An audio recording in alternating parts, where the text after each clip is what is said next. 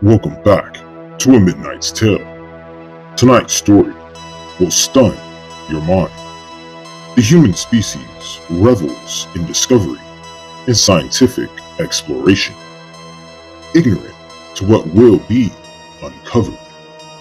This scientist is a prime example. Let's follow her life and see if we can learn from her circumstance.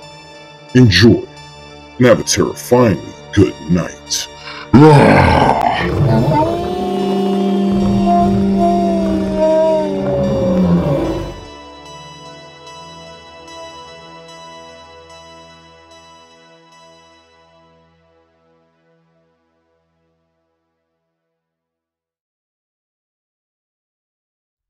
My name is Dr. Emily Carson, and I've always had a fascination with insects.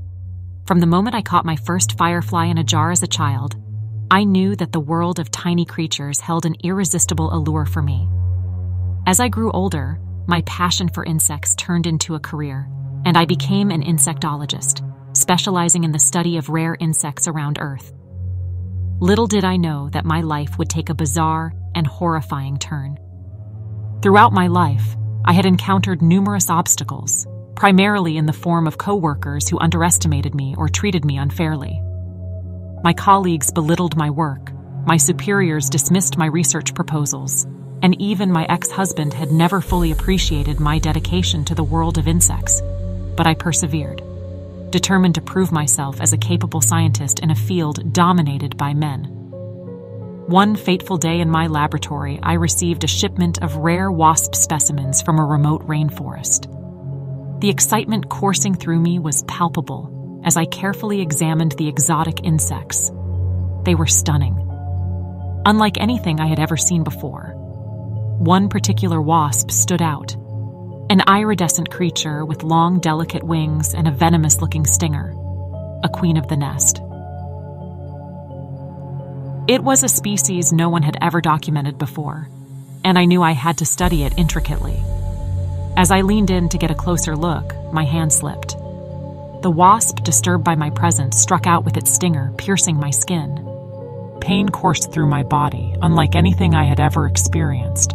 I fell to the ground, shaking in agony, feeling my body change in ways I couldn't comprehend. I began to alter. Transformation was gradual but undeniable. My skin took on an eerie, translucent quality, and my arms elongated and sharpened into a grotesque semblance of insect limbs.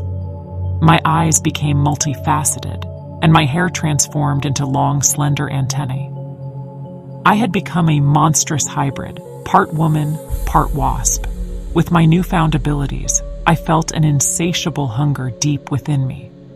I knew the wasp venom had changed me, but it was more than just a physical transformation. My anger and resentment toward the colleagues who had mistreated me had grown into an uncontrollable rage. It was as though the venom had given life to my darkest desires. Unable to resist the urge any longer, I ventured out into the world. My presence was met with fear and disbelief. People were horrified at the sight of me, but I was beyond caring. I had become a predator, and my prey was clear: the ones who had tormented me throughout my life. My first victim was a former colleague who had plagiarized my research years ago. They had always managed to evade the consequences of their actions, but not this time. I cornered them and unleashed my newfound powers, stinging him with my venomous stinger. As he writhed in pain, I watched with a strange satisfaction as his life was extinguished. One by one, I sought out the humans who had treated me poorly: my ex-husband, my dismissive superiors, and the countless others who had belittled me. With each sting, I absorbed their essence, their very life force, and grew stronger. It was a gruesome transformation, and I reveled in the power I now possessed. Over time, I began to question the darkness that had consumed me. What had I become? I was no longer the passionate scientist I once was, but a monster driven by revenge. The line between my humanity and the wasp creature I had become blurred beyond recognition. Haunted by guilt and remorse, I retreated to my laboratory, the place where it all began. I knew there was no way to reverse the transformation, but I couldn't continue down this path of destruction. With a heavy heart, I turned the venomous stinger on myself, ending my monstrous existence. Or so I thought. As I took my final breath, a strange and unexpected change came over me. My consciousness seemed to expand, and I felt a connection with the very insects I had studied all my life. It was as if they recognized me as their own.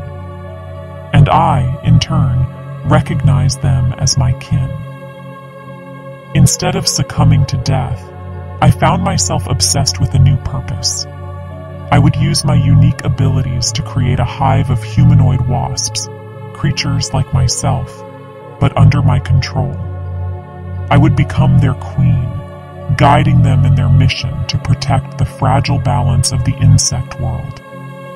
In my laboratory, I embarked on a series of experiments, using the venom of the rare wasp species to transform unwilling subjects into humanoid wasps.